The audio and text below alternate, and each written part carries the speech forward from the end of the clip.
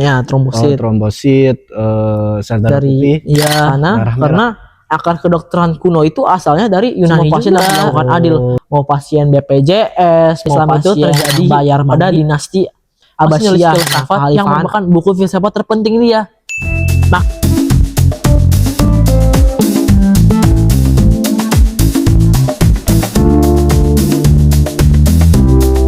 Assalamualaikum warahmatullahi wabarakatuh. Waalaikumsalam warahmatullahi wabarakatuh.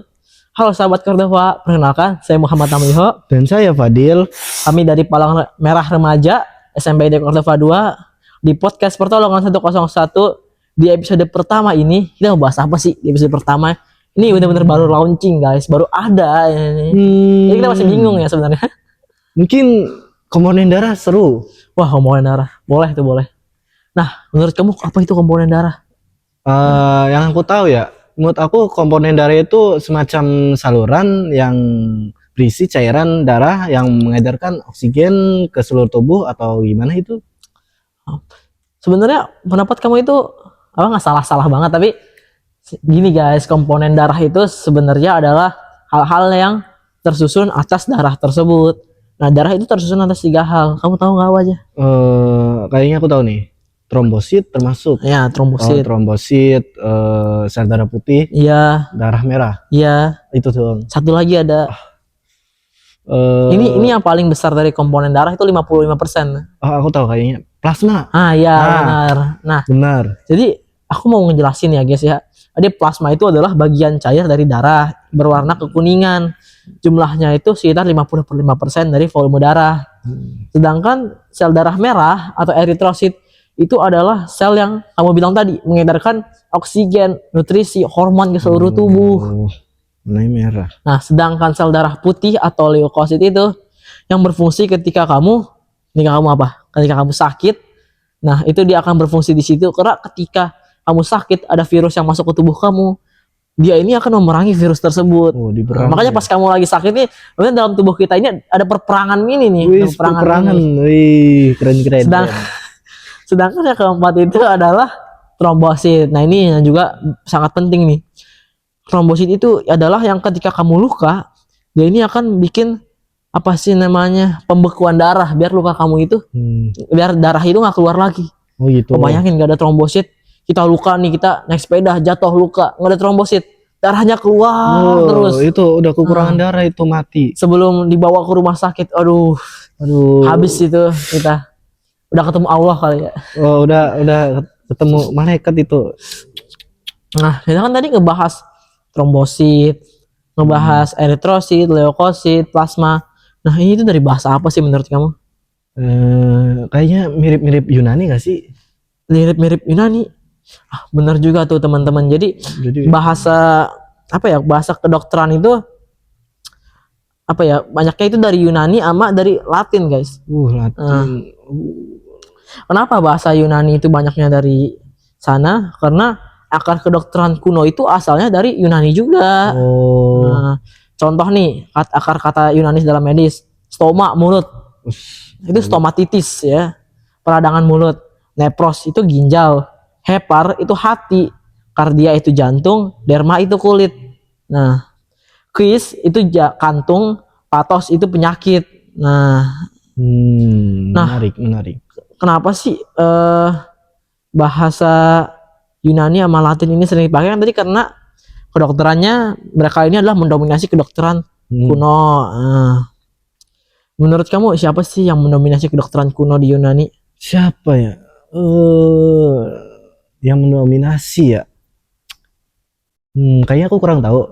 Emang apa? Kamu kurang tahu.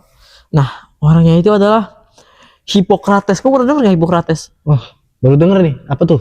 Hippocrates itu adalah bapak kedokteran karena dia melepaskan tahayul. Jadi orang zaman dulu itu nih, orang Yunani yang terkenal pintar sekalipun, mereka itu masih percaya tahayul, guys. Kalian jangan sekali-sekali percaya tahayul di dunia ini ya. Sakit, kamu sakit malah ke dukun. Nah, itu tahayul, guys. Jangan begitu ya, nggak akan sembuh itu, beneran, sumpah. Jangan kalian beli batu dari dukun-dukun itu. Iya, kalian jangan ke dukun. Kalian sakit ya ke rumah sakit. Nah, karena kalau kalian sakit ke dukun. Nah itu udah dibantah sama Hippocrates sekitar 2000 tahun yang lalu. Hidup zaman kapan itu ya? Ya, Hippocrates itu hidup tahun 460 sebelum Masehi sampai 370 sebelum Masehi. Dia ini paling berpengaruh yang menegaskan bahwa penyakit berasal dari penyebab alami, bukan murka dewa. Orang-orang Yunani itu percayanya dulu itu sebelum Hippocrates ini adalah penyakit adalah dari kemurkaan dewa-dewa mereka. Kan mereka ini menyembah dewa-dewa ya.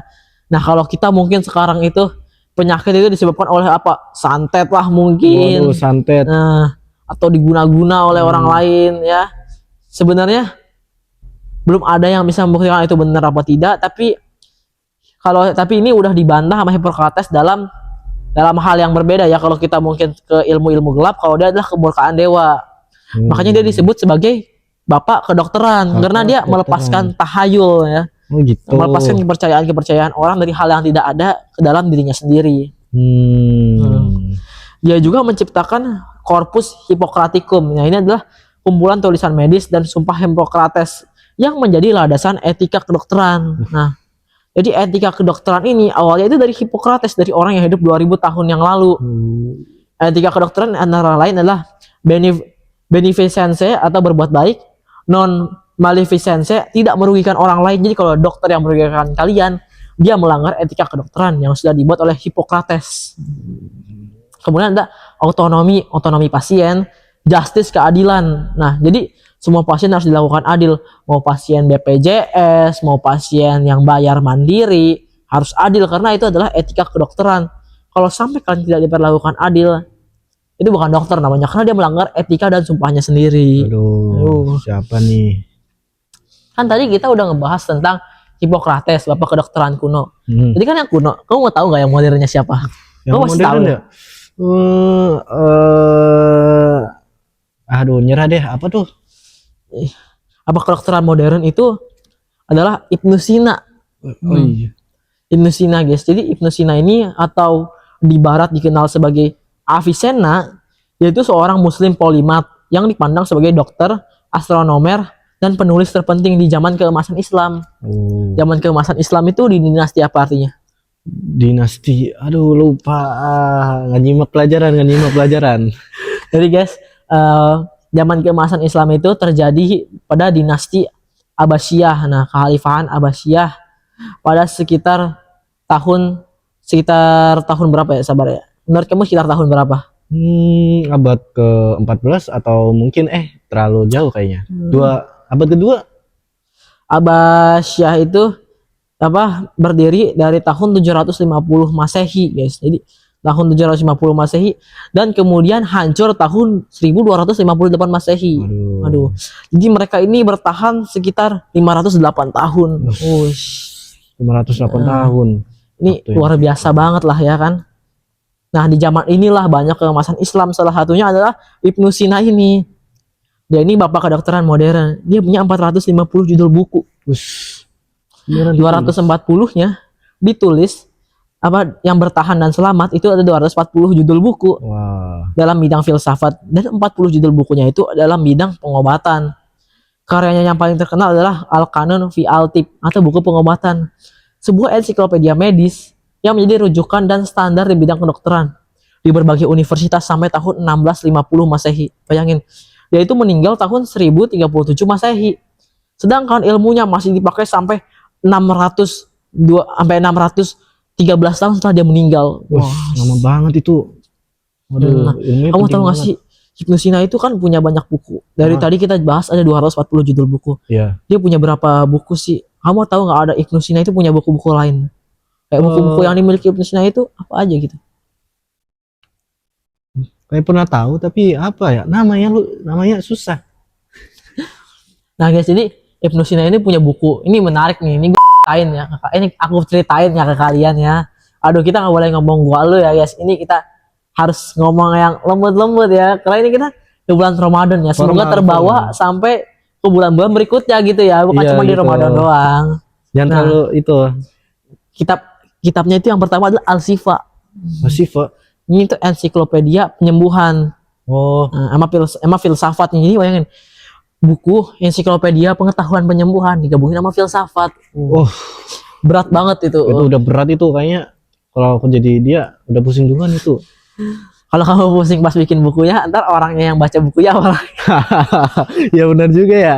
Aduh. Kemudian yang kedua itu ada An-Najat. Najat. Kamu tahu nggak An-Najat? Nggak tahu. Ini kan ada Al-Sifa. Dia udah bikin Al-Sifa. Dia bikin An-Najat. Najat. An-Najat ini ringkasan dari Al-Sifa. Diringkas lagi. Ibaratnya kamu bikin novel, kemudian kamu ngeringkas novel itu biar orang awam paham. Ini double kill ini, double kill. Aduh, itu nyerah. Al-Sifanya bisa dipahami oleh orang-orang medis, An-Najatnya bisa dipahami oleh orang-orang yang awam terhadap kesehatan. Bayangin pahalanya Ibnu Sina itu melimpah banget guys. Wah, itu udah bikin perubahan itu. Yang habis itu dia juga nulis Al-Isyarat wal Antahbiyat. Nah, kalau di barat itu dikenal sebagai Book of Directives and Remarks. Ini karya terpentingnya. Dia itu dalam filsafat. Jadi karya filsafat yang paling penting ya. Dia ditulis di masa tuanya. Udah tua masih nulis filsafat yang merupakan buku filsafat terpenting dia. Makin tua mukanya makin lemah, malah makin gacor. Aduh, kalau aku udah encok itu kayaknya ya. Aduh. Nah, dari tadi kan kita ngebahas tentang Ibnu Sina, ngebahas tentang kedokteran, ngebahas tentang bahasa Yunani, ngebahas tentang sejarah. Iya juga nih dapet. Nah, teman-teman di sini ada yang nyadar nggak di bulan Ramadan yang suci ini kalian itu ngapain ya? Ini udah hari keberapa ya? Udah sekitar hari keberapa dia sekarang? Hari keberapa Ramadan ya? 15 kali ya? Lupa nih. Sekarang itu hari ke-17 puasa. Kemarin itu nuzulul Quran. Jadi Al-Quran diturunkan itu kemarin. Makanya di bulan yang mulia ini kalian jangan sekali-sekali mokel teman-teman ya. Aduh, mokel. Ini kita nggak lagi mokel. Apalagi siang-siang mokel minum. Aduh. Itu siapa nih? Ibu kalian udah masak pagi-pagi, tiba-tiba kalian mokel. Aduh, parah banget sih. Itu menurut kita mah parah banget ya, menurut kita. Apalagi dosanya dilipat lagi. Aduh, dosanya berlipat ganda tuh. Kita bukan mokel guys, kita di sini itu habis buka puasa. Tadi. Kenyang banget ya buka puasa. Tadi makan sama nasi kebuli enak banget. Ya enak banget. Kamu makan nasi apa? Aku makan nasi bebek tadi. Oh, kalau aku paling suka ya itu nasi kambing, enak banget bro. Oh, enak banget nih. Nah kan ngomong-ngomong tentang makan nih. Ngomong tentang makan. Kalian itu kalau habis makan itu malasnya ngapain sih? Gimana nih? Kalau menurut aku paling mas makan itu cuci tangan karena berminyak. Nah, cuci tangan berminyak saya. Nah, selain itu kan kita ini bulan Ramadan kan. Kita itu super duper males banget ya biasanya kalau Ramadan itu. Maunya tidur. Kalau nggak paling banter kita sholat baca Al-Quran. Nah, karena males itu kan kita jadi jarang nyuci. Iya nih. Apalagi nyuci sejadah. Sejadah bahkan dianggap nggak perlu dicuci. Nah, di sini kita ada contoh sejadah nih. Ini sejadah ya. Sebenarnya ini masih bersih-bersih aja sih. Ayo coba kamu cium. Baunya, baunya menyengat banget. Sumpah, menyengat banget. Apalagi kalau dipakai sholat.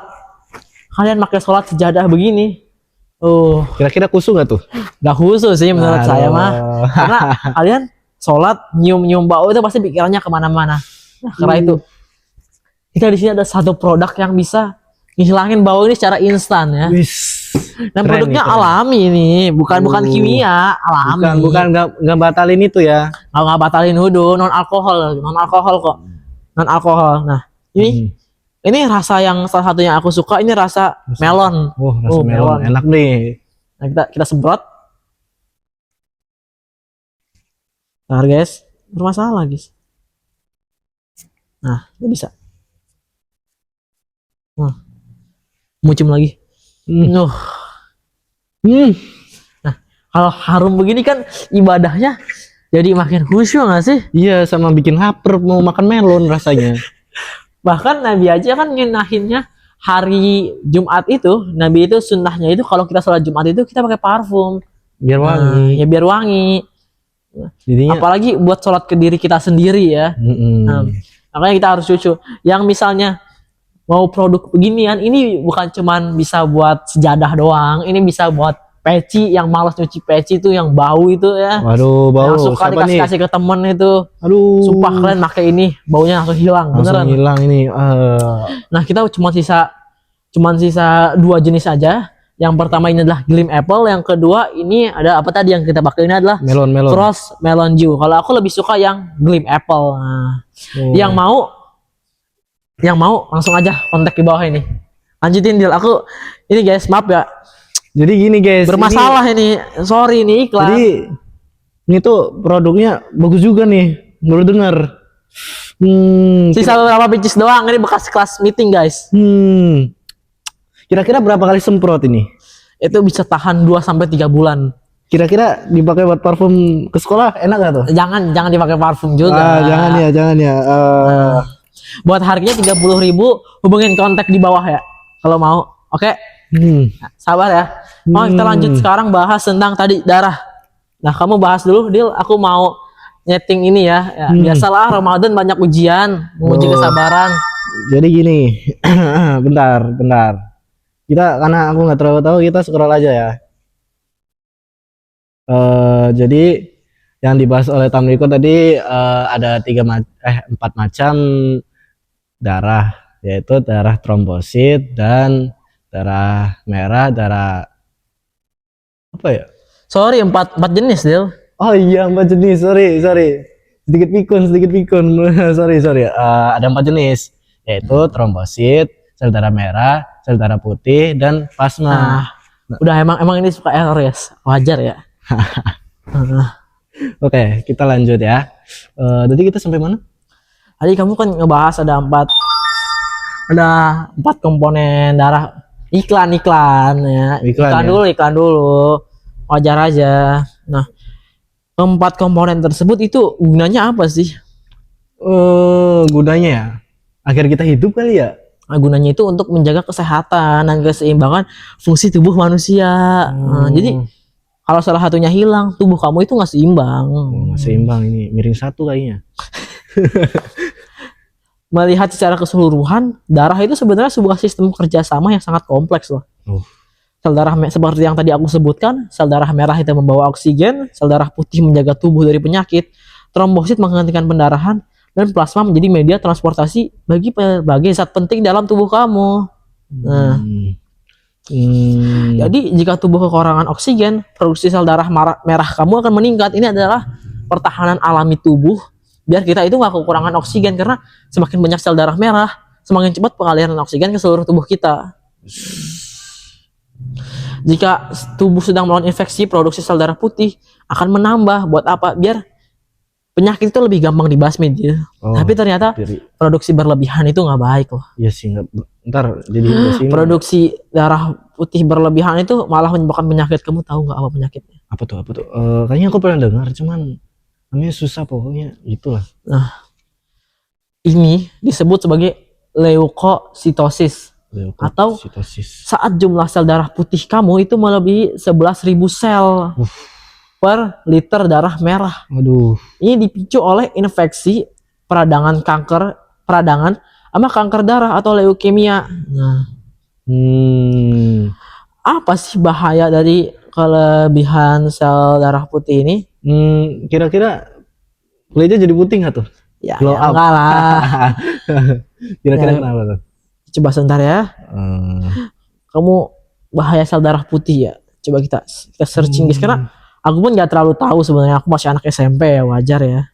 Kalau menurut aku sih ya, yang di pikiran aku kayaknya kalau kita juga kebanyakan sel darah putih, kita jadi BTS ini, putih-putih seger jadi susu. Tapi canda, enggak, sebenarnya enggak. Kebanyakan sel darah putih itu yang pertama adalah kekentalan darah tinggi. Jadi darah kamu kan itu harusnya encer ya, biar ngalir ke harusnya sedang ya, biar ngalirnya itu gampang. Nah, dia itu jadi ibaratnya dari air putih jadi minyak itu kan kental banget kan. Oh iya, kental banget tuh. Jadi dia ketika ngalir itu jadi agak susah. Ini juga yang bisa menyebabkan stroke. Nah, stroke itu dari situ. Kemudian gangguan pernapasan. Nah, gangguan pernafasan. Yang ketiga adalah leukemia. Nah, kamu tahu nggak leukemia itu apa? Kekurangan darah merah ya? Leukemia itu adalah sebentar ya. Kalau menurut aku kayaknya kekurangan darah. Kayak pernah denger aja gitu. Ya, emang ini sering sih.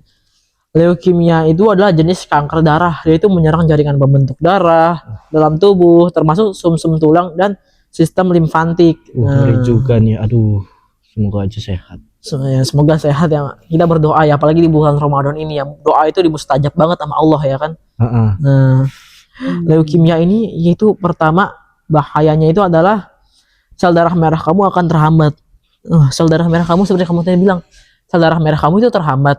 Sedangkan sel darah merah ini penting banget. Yang bawa energi, nutrisi, oksigen itu ke seluruh tubuh kamu adalah sel darah merah. Oh gitu. Ketika sel darah merah ini terhambat gara-gara leukemia, nah, itu peredaran nutrisi, oksigen, energi, hormon ke seluruh tubuh kamu juga akan terhambat. Kemudian habis itu adalah kerusakan tulang ya. Karena leukemia ini sifatnya itu guys, apa ya, dia itu menekan ya sel kanker ini, dia itu sering ada di sumsum tulang. Nah, jadi bisa menyebabkan nyeri hebat pada tulang panjang seperti kaki dan lengan. Nah, selain nyeri itu bisa lama-lama bisa rusak tulang kalian ya. Yang ketiga adalah pembengkakan organ. Sel kanker itu yang menumpuk dapat menyebabkan pembengkakan pada kelenjar getah. Kelenjar getah itu seperti adalah kelenjar itu seperti getah bening, kelenjar hati, dan kelenjar limpa. Dan ini lama banget. Harapan hidup leukemia itu lama banget. Waduh. Bisa sampai 10 sampai 15 tahun. Itu jenis kronis. Dan itu kamu harus terapi buat sembuh. Selama 10 sampai 15 tahun, bayangin kalian bolak-balik ke rumah sakit, bolak-balik seminggu sekali, sebulan sekali. Biayanya juga nggak murah sama sekali. Aduh, makanya jaga kesehatan kalian. Makanya ya? Daripada bersakit-sakit dahulu, mending kalian dari awal udah jaga kesehatan deh, nggak usah sakit-sakit dah. Nah, jangan dari awal jaga makanannya, jaga kesehatannya. Iya, jangan sampai diabetes juga ya. Jangan sampai diabetes juga. itu ngeri juga sih. Nah, makanya kalian tuh usahain, apalagi bulan Ramadan ini minum kita kurang ya. Minum kita kurang, kecuali emang kita lagi berbuka puasa ya, atau mungkin sahur ya selama malam sampai pagi. Tapi di siang-siang minum kita ini kurang banget kan? Iya nih, aduh.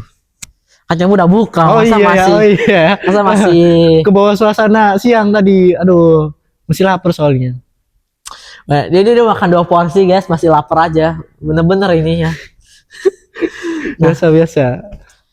Diabetes itu kan penyebab awalnya kan gula ya. Iya, gula. Makanya usahakan kamu itu, apalagi bulan Ramadan, banyak minum air putih deh. Jangan cuman ibaratnya minum yang manis-manis. Minuman kemasan itu gulanya tinggi banget. Contoh aja, kita nggak sebut merek ya. Contohnya aja soda itu ya. Menurut kamu berapa gram itu per satu botol? 30 gram atau sekitar 50 gram gula atau soda. Nah, bener banget kata Fadil, 30 gram ya. 10 sendok teh ya, 39 gram gula. Sedangkan batas gula manusia per hari itu, menurut kamu berapa batas gula manusia per hari? Mungkin antara 100 ketinggian. Setengah dari yang kamu sebut, 50 gram sehari. Itu maksimal ya, itu umum dewasa itu 50 gram sehari. Nah, tapi kalau pria dewasa atas ini mencakup semua total gula ya, mulai dari gula pasir, gula dalam nasi ada gulanya juga, nasi juga gula dalam makanan alami. Nah, tapi yang gula yang buatan guys, atau gula pasir, itu batas aman dari Kemenkes itu sehari itu cuman 36 gram. 36 gram. Sedangkan itu satu botolnya 27 sampai 39 gram. Gimana tuh kalau kita minum 5 kali? Aduh. Itu baru doang. Sementara kita kan bulan puasa ini bikin es buah. Enak. Ya, tadi kita nggak sempet bikin. Tadi kita buru-buru buat podcast, makanya kita cuma mesen nasi kebuli doang. Makanya itu kan 36 gram sehari, sedangkan 39 gram sehari itu baru lagi kita bikin es buah, belum lagi kita bikin teh manis, bikin kopi. Aduh. Sorry ya nggak sebut brand ya, maaf ya tadi ya yang disebut ya sengaja. Nah, Refleks. refleks. Oke, lanjut. Nah, lanjut aja. Ya, kami tidak menyinggung ya. Kok Enak. Oke, lanjut. Oke. Prit kartu merah. Oke. Nah, tadi mungkin ya yang kita bahas dari tadi begitu aja ya. Nah, mungkin satu hal yang pengen gue bahas lagi di sini adalah ini kan podcast baru guys. Nah ini hostnya bakal ganti-gantian ya. Ya nih. Nah kita ini host pertama. Nanti kita ada host kedua, host ketiga, host keempat. Setelah 4 kali bakal ganti ke kita lagi. Stay tune, tungguin kita. Ya. Host paling asik di pertolongan 101. Ntar di voting ya. Host paling asik adalah Tamliho dan Fadil. Iya, ayo voting. Oke, di kolom komentar voting. Nah, jadi setelah kita tadi membahas tentang diabetes, membahas yang lain-lain, nah, mungkin kamu ini pernah nggak sih? Kamu di bulan Ramadan itu tidurnya kurang apa enggak? Kayaknya akhir-akhir ini aku sering bergadang deh, makanya sering tidur siang biar nggak kelaparan di siang harinya. Gitulah. Nah, tapi ternyata kurang tidur itu bahaya tau Dil. Kenapa tuh? Kan kurang tidur itu menyebabkan gangguan serius seperti kesehatan fisik kamu, kesehatan mental kamu, penurunan konsentrasi, daya ingat kamu lemah, kelelahan ekstrim, dan moodnya jadi nggak stabil. Aduh. Jadi wajar aja guys kalau ada orang di bulan Ramadan kalian ganggu sedikit langsung marah-marah, ngamuk-ngamuk kayak Godzilla, itu wajar aja karena rata-rata orang di Ramadan itu kurang tidur malam. Dan tidur siang itu, ini disclaimer, tidur siang nggak bisa gantiin tidur malam. Menurut kamu kenapa? Mungkin cara kita beradaptasi sama waktunya kurang tepat atau gimana gitu? Ini karena fungsi biologis hormon dan ritme sirkadian. Tidur tubuh manusia itu secara alami dirancang untuk tidur saat gelap. Sedangkan siang-siang ini kamu tidur di rumah dan nutup pintu kamar sekalipun, kan biasanya tetap ada cahaya kan? Apalagi ada banyak orang yang tidur masih lihat HP sebelum tidur. Waduh, matanya tuh. Jadi guys, jangan sekali-sekali lihat tidur sebelum HP. Beberapa menit sebelum tidur jangan lihat HP. Kenapa? Karena tubuh kita ini terlelap karena mengenali yang namanya itu apa sih namanya? Malam ya. Malam. Sedangkan tubuh tidak bisa membedakan antara UV dengan HP, dengan cahaya HP, dengan Blu-ray. Jadi ketika tubuh kalian terpapar oleh Blu-ray, tubuh menganggapnya masih siang. Nah, itu alasan orang susah tidur tuh malam-malam, salah satunya. Gitu. Yang kedua, produksi hormon penting seperti melatonin, kortisol, dan hormon pertumbuhan nih. Makanya yang mau tinggi abas-abas nih, anak-anak basket abas-abas nih abas-abas nih, tidur malamnya harus cukup nih abas-abas ya.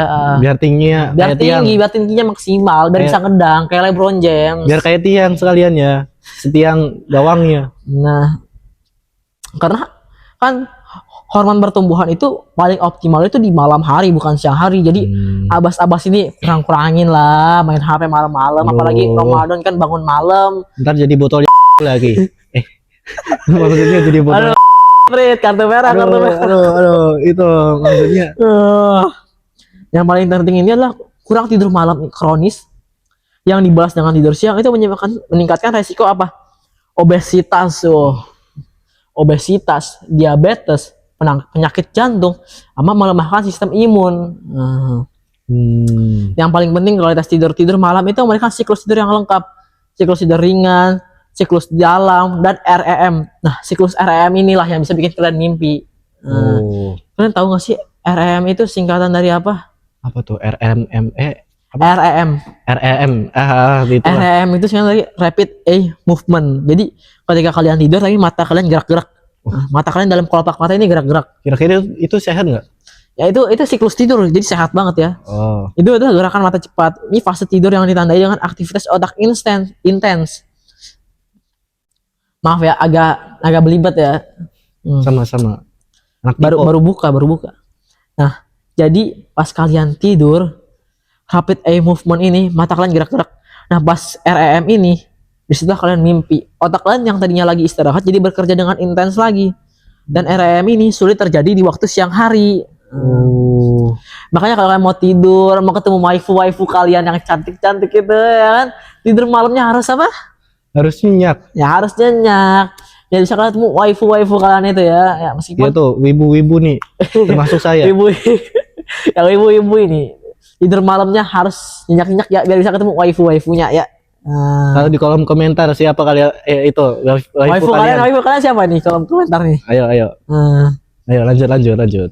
siklus ini terjadi 70 sampai 90 menit dan berulang setiap 90 menit sekali. Artinya kalian itu mimpi cuma 1 sampai 1,5 jam, tapi itu akan berulang terus 1,5 jam sekali. Makanya mimpi dalam tidur itu biasanya aneh-aneh ya. Mulai dari mungkin cerita pengalaman pribadi ya, gue mimpi itu biasanya saya kalau mimpi itu biasanya yang pertama itu, maaf guys, keseringan kamu ya. Nggak apa-apa. Nah, kalau Mimpi yang pertama itu mulai dari mimpi jadi presiden, jadi kaisar, enak banget itu. Aduh. Dia enak. Kalau aku mimpinya jatuh dari langit. Tiba-tiba bangun. Aduh, itu kenapa tuh? Habis itu dari mimpi jadi kaisar tiba-tiba pindah ada dalam isekai. Nah, itu kenapa bisa begitu? Karena REM ini bukan episode, dia itu 1,5 jam sekali diganti-ganti mimpi. Dikirain gitu, jadi nggak bisa tuh sambung-sambung itu. Kalau beruntung doang paling ya. Oh, kirain itu memang orangnya random kali otaknya. Emang bukan orangnya otaknya random tapi dari sananya. Oh, jadi gitu. Kamu tadi bilang pernah mimpi jatuh kan? Iya itu, aduh. Itu jadi nggak nyenyak itu. Udah 3 kali. Pernah mimpi jatuh, sabar ya guys. Jadi, aduh. Kalian pernah nggak sih lagi tidur? Sabar iklan. Tiba-tiba jatuh gitu dari langit, dari gedung dah. Ini itu disebut hypnic jerk. Jadi ini tuh fenomena umum dialami 80% orang di dunia. Termasuk aku nih.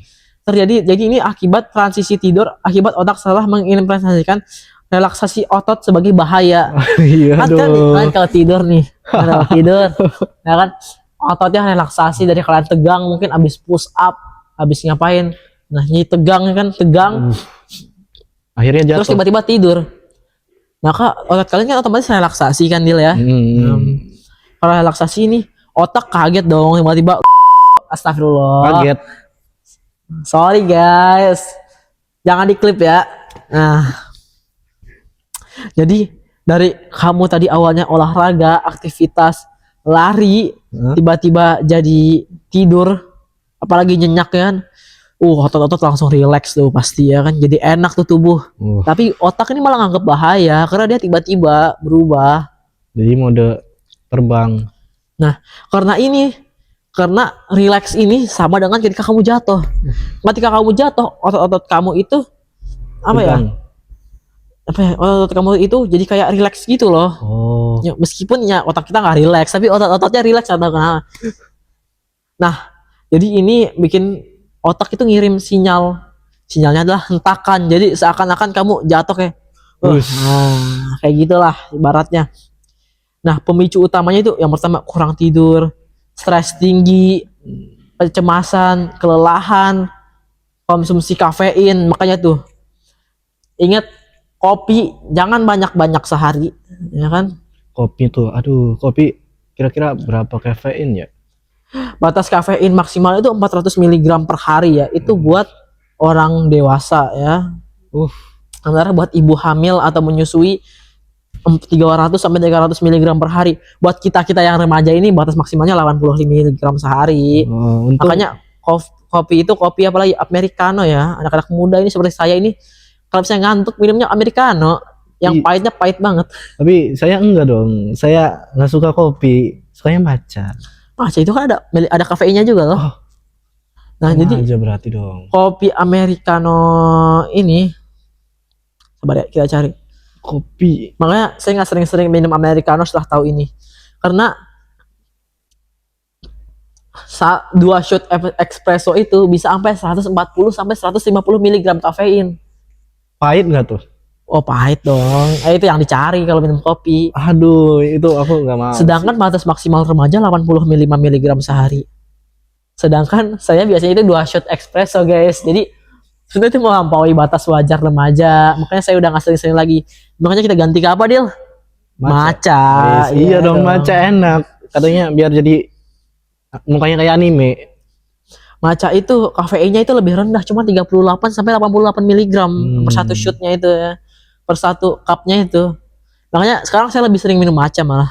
Tapi katanya maca bikin cepet tidur kayak ngantuk gitu atau gimana? Maca bikin cepet tidur ya. Coba kita cari dulu ya. Menurut kamu kenapa emang kalau beneran maca bikin cepet tidur?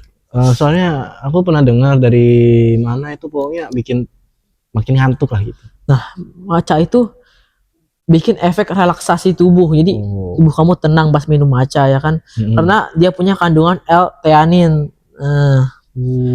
L-theanin ini adalah sebuah efek relaksasi yang membantu mengurangi stres, menenangkan pikiran, dan meningkatkan kualitas tidur secara keseluruhan. Tapi di waktu yang bersamaan dia punya kafein, nanti aku bilang. Aduh, kafein, di mana-mana kafein ini yang enak ini. Enak-enak itu kafein, guys. Makanya sekarang kalian gantilah kopi-kopi americano itu kalian dengan matcha ya. Ini bukan promosi matcha ya, bukan promosi matcha. Emang fakta medisnya begitu. Tapi kalau mau yang paling sehat ya air putih. Tapi kalian bakal cepet ngantuk sih. Kalau saya malam-malam begadang itu, makanya kata saya jangan begadang. Udah tidur sewajarnya aja lah. Begadang itu kalau misalnya kalian lagi bener-bener butuh aja. Misalnya sekarang kan aku lagi zaman-zaman lomba nih Dil ya kan. Oh iya. Lagi banyak O2SN, OSN, FLS 3N ya. Yang lomba-lomba itu ya kan ada begadang tuh. Jadi yang nggak begadang mending tidur aja deh. Yang lain juga susah tidur ini. Nah, ya. Kita yang lomba ini pengen tidur sebenarnya guys ya. Nah, meskipun saya belum ikut lomba, saya nggak lomba, tapi kan kemarin selama ujian itu saya pengen tidur sebenarnya, ya. Tapi paksa aja minum kopi, minum matcha. Jadi tidur ya kalian. Tidur ya kan, yang punya kesempatan tidur ya. Kita juga pengen tidur ya. Apalagi teman-teman saya yang OSN, aduh itu tidurnya itu terganggu banget. Aduh. Sekarang saya lagi nulis cerpen nih. Aduh makin terganggu lagi tidurnya. Makanya ini sebenarnya bukan kita yang mau, tapi kita kan punya tanggung jawab ya sebagai manusia. Kita juga punya tanggung jawab. Kalau nilai kita jelek ya kita yang nanggung. Makanya kalian yang lagi nggak ujian, yang lagi nggak ada lomba, yang mesti tidur dengan nyenyak abis terawih, tidur. Mending tidur. Jangan begadang, jangan push rank sampai pagi. Push rank sampai pagi, bangun-bangun jam 6 nggak sahur. Aduh, dapetnya cuman meeting doang, nggak dapet duit buat Mythic itu masih rendahan lah. Sorry boy. Kalian yang masih Mythic begadang itu mending tidur aja lah. Tanpa begadang pun ini glory nih. Dan ujinya mokel kalian ntar siang-siangnya gara-gara nggak sahur. Gara-gara nggak sahur mokel lagi kan. Dosanya dosa banget tuh. Lipat lagi, aduh. Dosa mokel ini ternyata cukup itu loh guys. Kamu tahu nggak dosa mokel itu apa? Apa? Dosa mokel itu, ntar saya cari dulu ya. Menurut kamu dosa mokel itu parah nggak sih? Mokel itu kayak kita nggak ngelakuin yang harusnya kita lakuin, kayak kita dikasih pahala berlipat ganda malah kita milih dosa berlipat ganda. Aduh.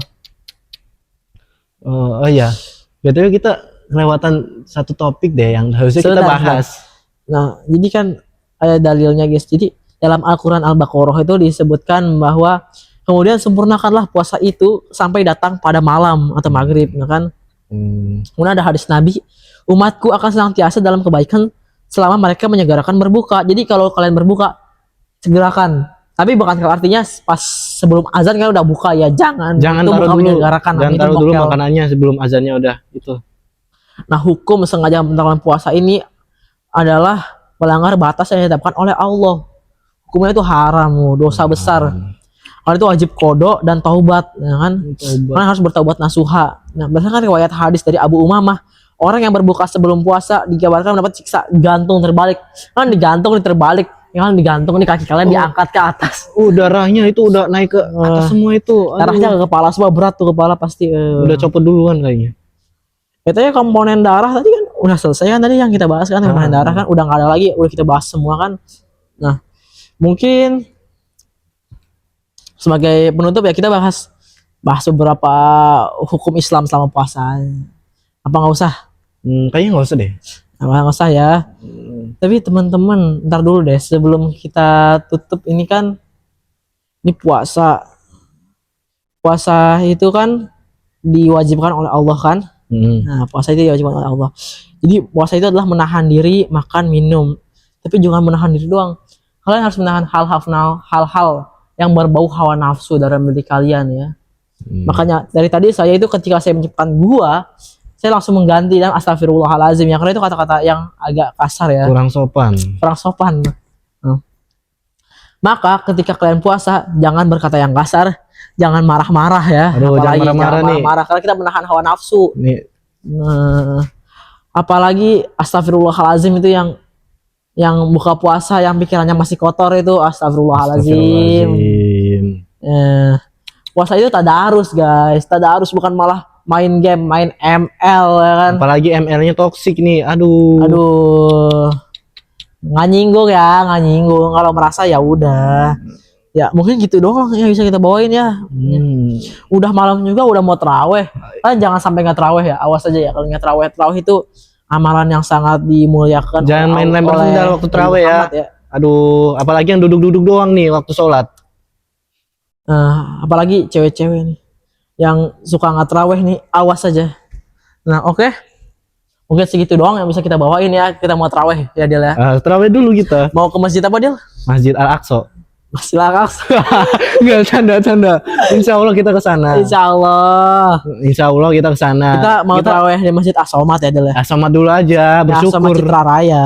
Bersyukur seadanya. Oke, segitu doang yang bisa kita sampaikan. Wabillahi taufiq wal hidayah. Wassalamualaikum warahmatullahi wabarakatuh. Ya. Yuk As-Somat yuk. Ayo.